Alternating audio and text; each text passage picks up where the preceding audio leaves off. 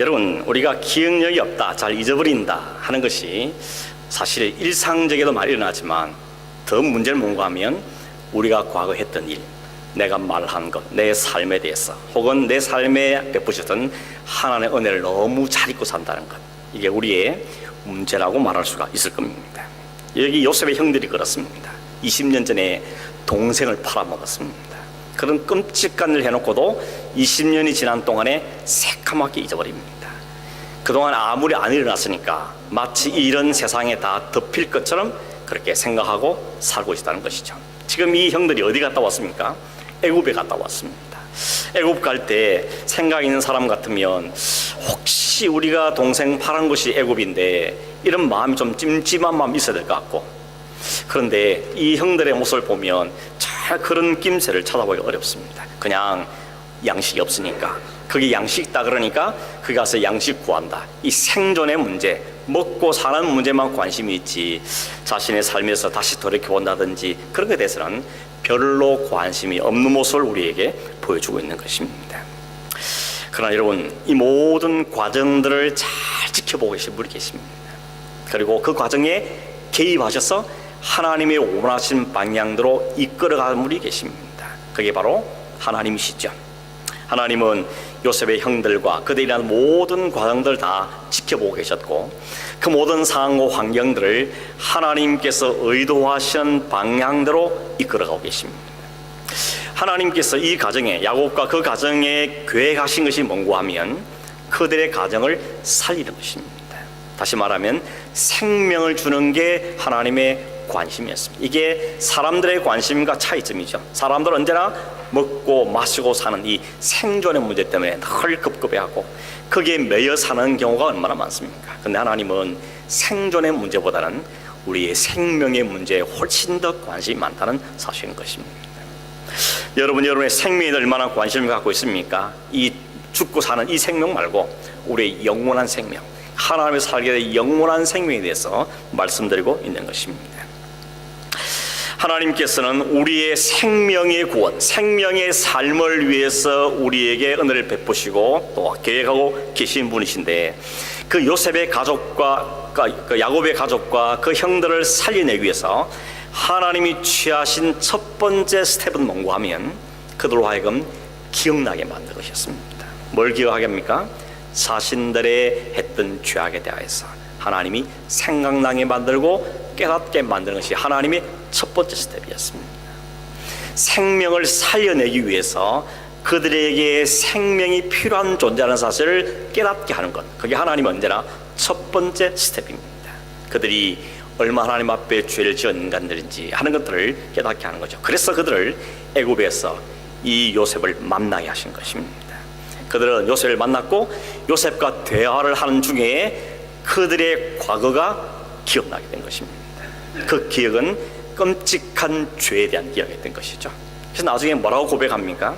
그게 고백하기를 이렇게 말하죠. 우리가 지금 이 당하는 일은 동생 요셉의 일 때문에 당하는 것이다. 우리가 범죄하였다. 그리고 지금 그의 핏값을 치르고 있다 라고 묻지도 않은 질문, 그 고백들을 그들이 쏟아낸 걸 보게 됩니다.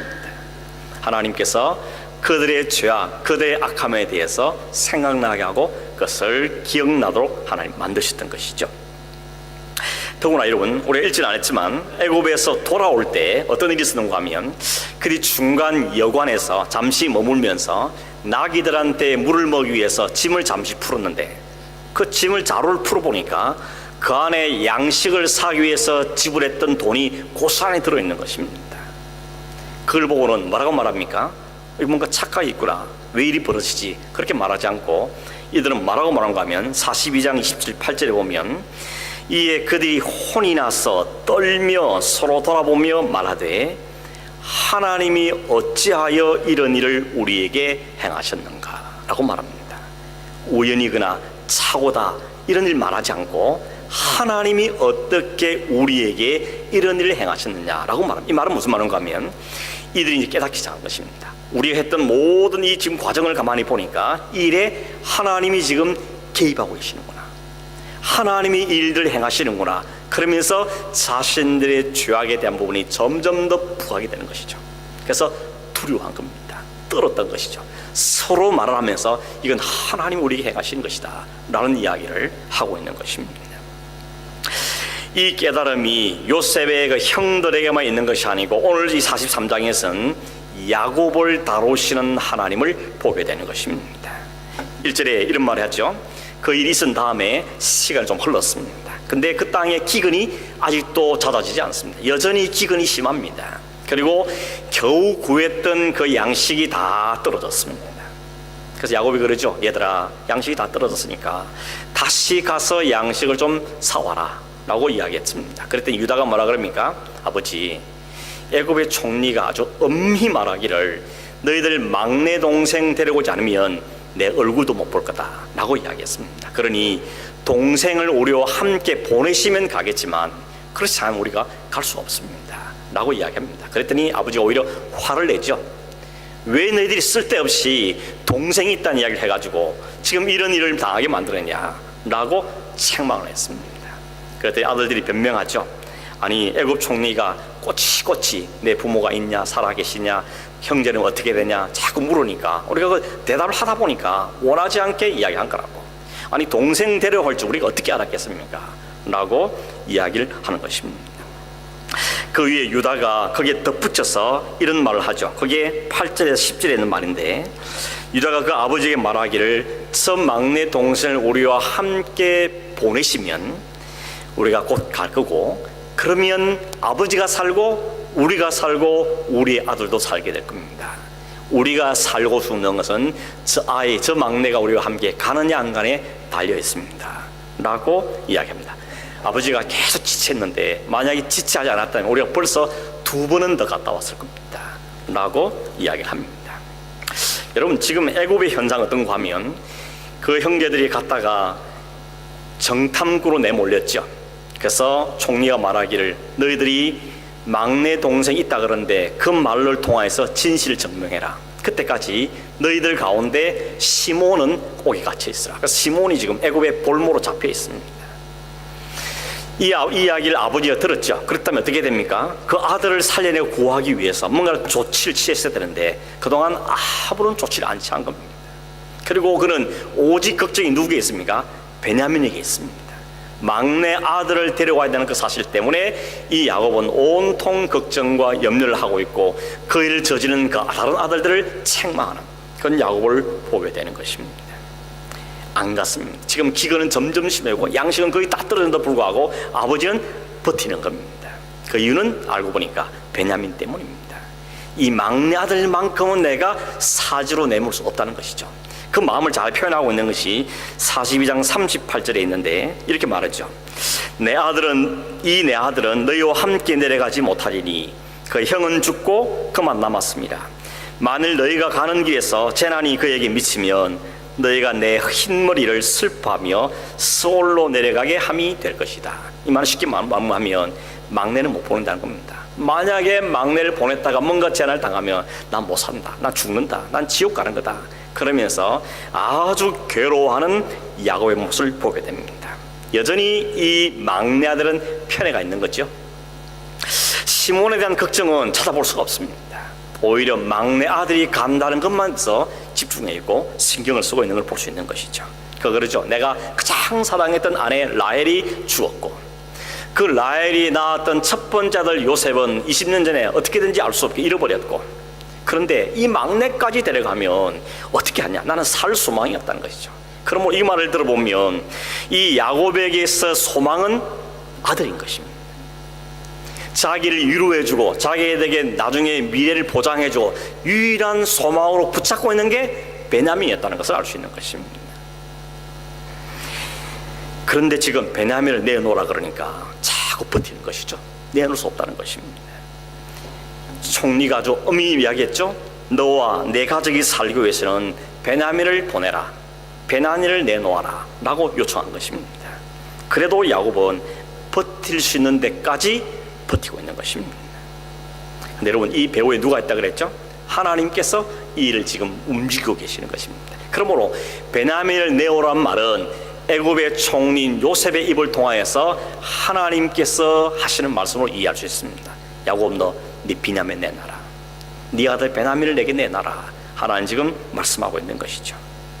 야곱은 할 수만 있으면 안 내놓으려고 그랬지만 모든 상황이 결국 아들 그 베냐민을 내놓지 않으면 안 될 상이 되고 말았습니다. 기근은 점점 심해지죠. 양식은 떨어졌죠. 살 수 있는 유일한 길은 애굽에 가서 양식을 구하는 곳이고, 그래야 시몬도 살릴 수 있는 것인데, 그러기 위해서 자기가 결국은 베냐민을 내놓아야 되는 것입니다. 모든 상황이 그렇게 이끌어가게 된 것이죠. 하나님이 그 야곱을 그 코너에 몰아붙인 것입니다. 스스로 놓을 수 없으니까 하나님 코너에 몰아넣어서 정말 두 손 두 발 다 되도록 하나님께서 개입하셨던 것입니다. 결국 야곱이 고집을 꺾죠.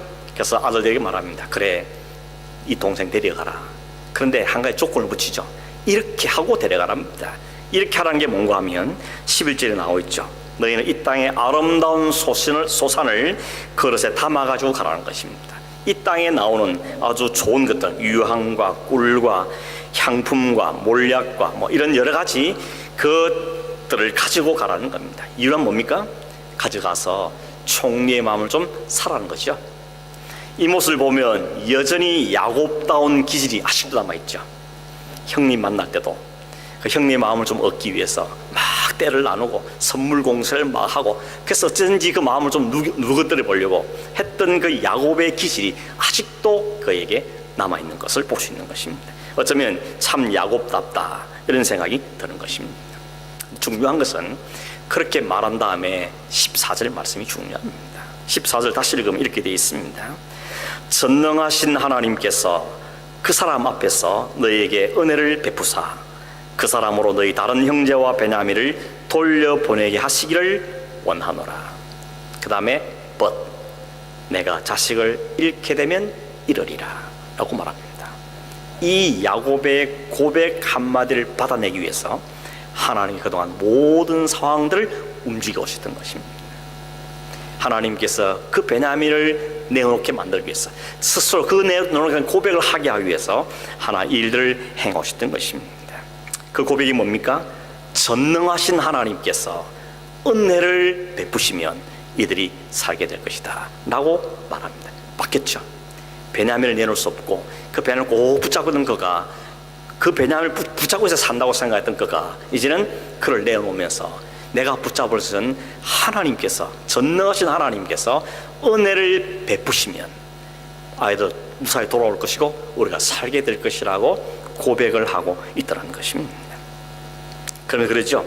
그렇게 이기적이었고 평생 남 속이며 살았고 경쟁심에 붙어 있었고 수단과 방법을 가리지 않고 욕심을 채웠던 사람이었고 약삭발랐고 지지기 싫어했고 그랬던 그 야곱이 이제 마지막 최후를 붙잡고 있던 그 베냐민을 내놓는 것입니다.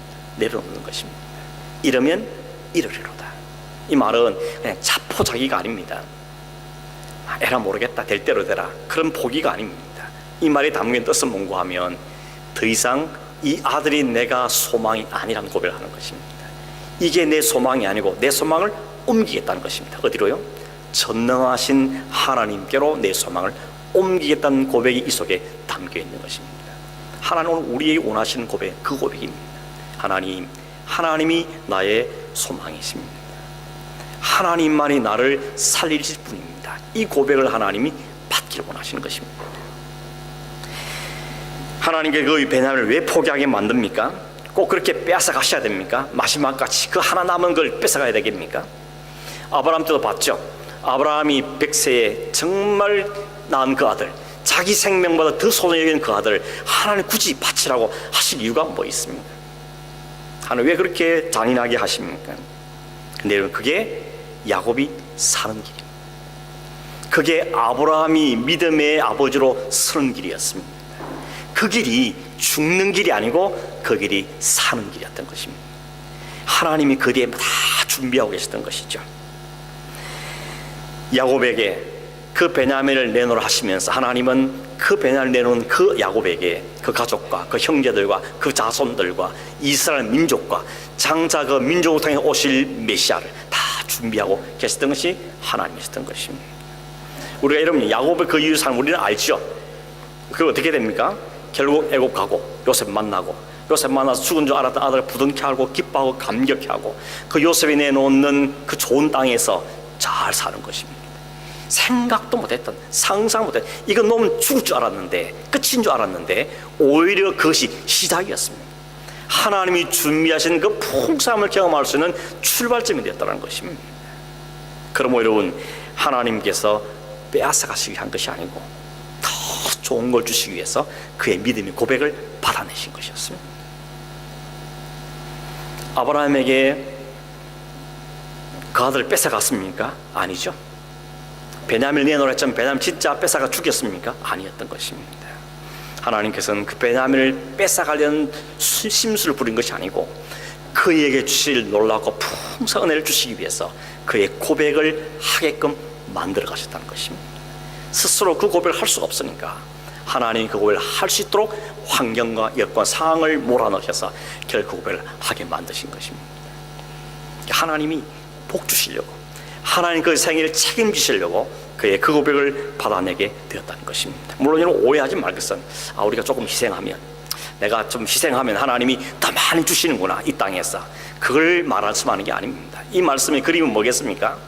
우리가 이 땅에서 그렇게 옮겨 잡고 있는 것들을 포기하면 하나님은 우리에게 영원한 생명을, 영원한 축복을, 영원한 나라를 우리에서 준비하고 계시다는 것을 우리에게 지금 그림으로 보여주는 것입니다.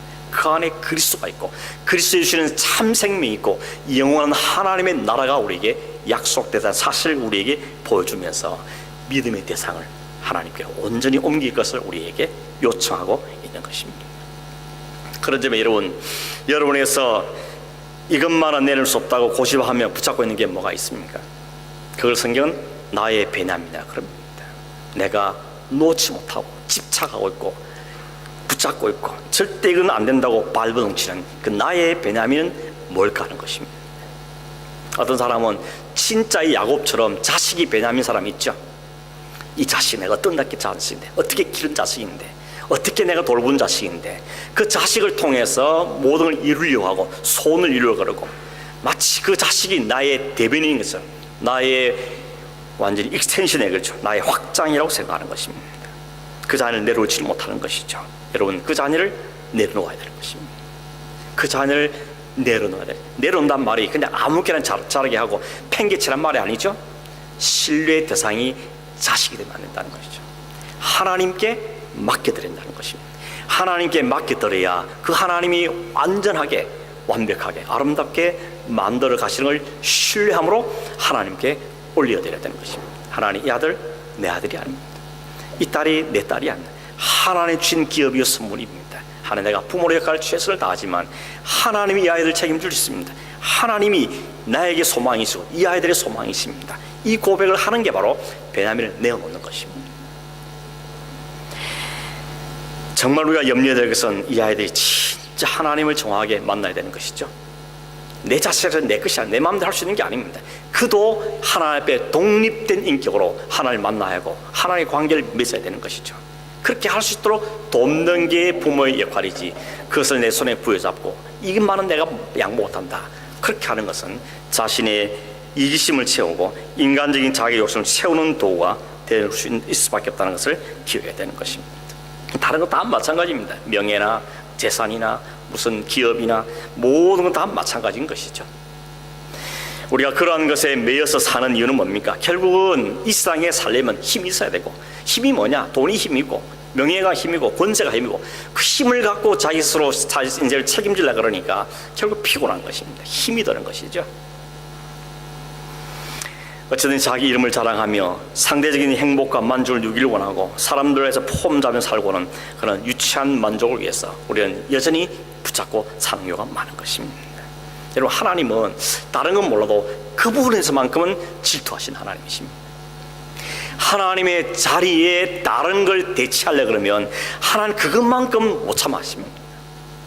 뭘 나에게 비교하냐, 뭘 갖다가 내 영광에 비교하냐, 그러면 하나님은 그 부분만큼은 절대 양보하지 않는다는 것입니다. 결국 하나님께 베냐민을 왜 뺏었습니까? 네가 내 자리에 베냐민을 두니까 하나님 그 베냐민을 뺏으신 것입니다. 뺏게 함으로 그 자리에 하나님을 다시 회복하고 하나님의 영광을 회복하고 신뢰의 대상을 회복해 가는 것입니다. 결국 야곱에게서 베냐민을 뺏어내시는 하나님. 야곱이 베냐민을 내어놓고 하나님의 은혜를 붙잡기 시작하니까 모든 게 풀려가는 것입니다. 하나님 다 준비한 대로 일들이 되어지는 것이죠. 인간의 집착대로 되는 게 아닙니다. 하나님의 은혜로 되는 것이고 하나님의 작정하신 대로 일은 되어지는 것입니다. 하나님 그렇게 말씀하시죠. 하나님은 고약한 분이 아닙니다. 심술쟁이 아닙니다. 투기하는 분이 아닙니다. 오히려 우리를 복과로 인도하기 위해서 영원한 생명으로 이끄시기 위해서 우리에게 말씀하시는 하나님이죠. 지금 그렇게 말하는 거예요. 야곱아, 베냐민 내놓으라. 이 말은 베냐민이 내 인생의 주인이 될 수 없고, 베냐민이 너의 기업이 될 수 없고, 베냐민이 너의 소망이 될 수 없다. 너의 유일한 소망은 너에게 말씀하고 약속하고 너의 인생을 책임지는 나 여호와 하나님뿐이다 하는 것을 하나님 말씀하고 계시는 것입니다. 그때 맞습니다. 하나님의 은혜가 내게 꼭 필요합니다. 내가 집착하고 매여 살고 살았던 그 모든 이 베냐민을 내어놓습니다. 하나님의 은혜를 의지하겠습니다. 하나님의 전능하신 내를 역사하면 내가 살겠고 이 아이들이 살겠고 이 나라가 살겠습니다. 이 고백을 하게 만드시는 하나님이시라는 것입니다. 사실 따지면 우리가 알기는 아는데 잘 못 내놓죠. 그러니까 하나님 우리를 내놓을 수 있도록 하나님 우리를 만들어 가시는 것입니다. 그 고백을 하게끔 만드십니다. 왜냐하면 그 고백은 우리를 위한, 나를 위한 고백이기 때문에, 나의 허락하신 하나님의 고백이기 때문에 이루어지는 것입니다. 근데 여전히 베냐민을 붙잡고 있으면 여전히 영적인 기근 속에 헤맬 수밖에 없습니다. 여전히 불안해하고 인생의 살맛이 없이는 살 수밖에 없게 되는 것입니다. 하나님은 그 사실을 깨달아 알고 마음의 평강을 누리라고 오늘 우리에게 이 일을 가르치고 계시는 것이죠. 이 손 놓으면 죽을 것 같았는데, 이건 놓으면 죽은 줄 알았는데 놓으니 오히려 살 길이 준비되어 있다는 것입니다. 이런 이야기가 있습니다. 어떤 사람이 밤중에 실수로 절벽에서 굴러 떨어졌습니다. 떼굴떼굴 굴러가다가 살아야 돼 싶어가지고 뭐라도 붙잡아야 돼 싶어서 붙잡았는데 한 나무까지 붙잡았습니다. 다행히도 붙잡았습니다. 그런 다음에 절벽 위를 향해 소리를 지릅니다. 거기 누구 사람 없습니까? 나 좀 살려주세요. 거기 누구 없냐고 소리를 지르는데 갑자기 하나님의 음성이 들렸습니다. 야, 이 손을 놔라. 그랬더니 하나님 무슨 소리입니까? 이 손 놓으면 나 죽습니다. 못 놓습니까? 그 손 놔라고 이야기했습니다. 깜깜한 밤이어서 아무것도 안 보이게 되면 놓을 수 없었는데 사실은 잡고 있는 나무 조금 밑에 바닥이었습니다. 놓으면 툭 떨어지면 되는 것이었습니다. 근데 못 놓는 거죠. 이 사람이 뭐라는지 아십니까? 그 절벽을 쳐다보면서 거기 하나님 말고 또 다른 사람 없어요 소리를 지르라는 것입니다. 그런 하나님은 못 믿겠다는 거죠. 노란 하나님 말고 밧줄 내려줄 사람을 구하더라는 것입니다. 여러분, 놓으면 죽는 줄 아는데, 놓으면 끝인 줄 아는데 그게 시작이었습니다. 그게 하나님의 역사를 경험하는 자리였다는 것이죠. 말씀을 맺습니다. 오늘 우리는 이 야곱에게 일어난 일을 통하여서 하나님 얼마나 성실하신 분이신지, 하나님 얼마나 섬세한 분이신지, 하나님 우리를 얼마나 사랑하시는지, 우리를 놀라운 계획을 가지고 계신 분이신지 우리에게 준비하고 계신 하나님을 우리에게 보여주고 계십니다. 우리에게 원하는 건 뭡니까? 하나님을 신뢰하라는 것입니다. 네 고집과 내 아집과 내 집착과 그건 내려놓고 하나님의 은혜를 구하고 하나님을 전적으로 신뢰할 것을 우리에게 요구하고 있습니다. 그게 바로 베냐민을 놓으라는 것입니다. 하나님 이것 잃으면 잃겠습니다. 이 고백이 우리에게 있기를 하나님이 원하시는 것이죠. 그 고백을 하는 사람을 하나님 버리지 않습니다. 오히려 책임지시고 그와 함께 하신 하나님 것이죠. 하나님이 우리를 이렇게 다루고 하십니다. 이게 하나님이 우리를 다루시는 방식입니다. 우리가 그 삶에 노출되어 있습니다. 그래서 때로는 우리가 이해가 잘 안 되고 힘든 일이 있어도 이 말씀을 통해서도 우리 이런 사건들을 반복하면서 그 하나님을 배워가게 되는 것이죠. 그래서 소망이 하나님께 있는 거구나, 내가 하나님께 소망을 온전히 두고 살아야겠구나 하는 것도 우리에게 가르쳐 주시는 것입니다. 그 안에 우리에게 마지막 약속이 뭡니까? 너희를 위해서 내가 아들을 내놓지 않느냐, 내가 그리스도를 너희를 위해 내놓지 않느냐, 그런 내가 너희를 뭘 책임지지 않겠느냐, 나만 전적으로 의지하고 바라보고 신뢰해라. 너희가 주인 삼고는 다 내려놓고 하나님만 주인으로 삼고 그리스도만 나의 주인으로 삼고 나를 바라봐라 하는 것이 하나님 우리 하시는 말씀의 의미인 것입니다. 여러분, 손을 움켜잡는 게 방법이 아니고 손을 놓는 게 방법입니다. 내가 뭔가를 사로잡고 얻어야되겠다 하는 것이 방법이 아니고 하나님께 손을 펼치며 하나님의 은혜를 구하는 게 하나님께 주시는 것을 받는 방법인 것입니다. 내 인생의 핸들을 내가 운전해 보겠다고 힘을 주면 몸에 힘만 들어갈 뿐입니다. 완벽한 드라이버이신 주님께, 하나님께 내 인생의 핸들을 맡겨드리고 나는 그 옆에서 좀 편히 쉬어야 되는 것입니다. 그러면 우리 인생을 하나님께 잘 드라이브하고 이끌어 가시는 게 분명한 사실인 것이죠. 손을 펴십시오. 집착을 내리고 내가 그렇게 붙어 있는 나의 변화의 뭔지를 살펴보고 하나님이 원하시는 그 고백을 할 수 있기를 바랍니다. 주님이 내 안에 사시니 내가 사는 게 주님의 은혜입니다. 주님 내 인생을 인도할 줄 믿습니다. 그 고백을 하는 자에게 하나님께서는 풍성한 은혜를 약속하시고 하나님 하늘나라의 복을, 하나님 나라를 우리에게 안겨다 주시는 것입니다. 이 은혜를 누리며 이 하나님을 소망하면서 마음의 평강을 살아갈 수 있는 저 여러분의 삶이 되기를 주의 이름으로 축원합니다. 기도하겠습니다. 하나님, 세상만 바라보고 눈앞만 바라보며 내가 붙잡고 있는 것만 바라볼 때 우리는 놓을 수가 없고, 이건 놓으면 죽을 것 같고, 이건 놓으면 소망이 없을 것 같이 생각하지만 하나님 놓을 때, 신뢰살 주님께로 온전히 옮길 때, 우리의 아들 넣으신 그 하나님께 우리의 모든 것을 옮길 때 하나님 우리의 인생을 위해 준비하신 생명의 은혜를 주신다는 사실을 오늘 우리에게 말씀해 주셨습니다. 하나님, 이것이 우리의 지식으로 끝나지 않게 하시고 우리의 마음의 생각만 끄지 않게 하시고 믿음으로 받게 하시고 소망이 주님께 있도록 도우셔서 주님 안에서 진정한 평강과 감사와 사랑은 믿음의 삶을 사는 저희 되게 하여 주시옵소서. 깨닫게 해주셔서 내가 주인 삼고 있는 것들 내려놓을 수 있도록 도와주시옵시고 하나님 그 주님을 위하여서 감사하는 믿음의 삶을 사는 우리 온 성도들 될 수 있도록 역사하시며 복 주시옵소서. 예수님의 이름으로 기도하옵나이다. 아멘. 우리 함께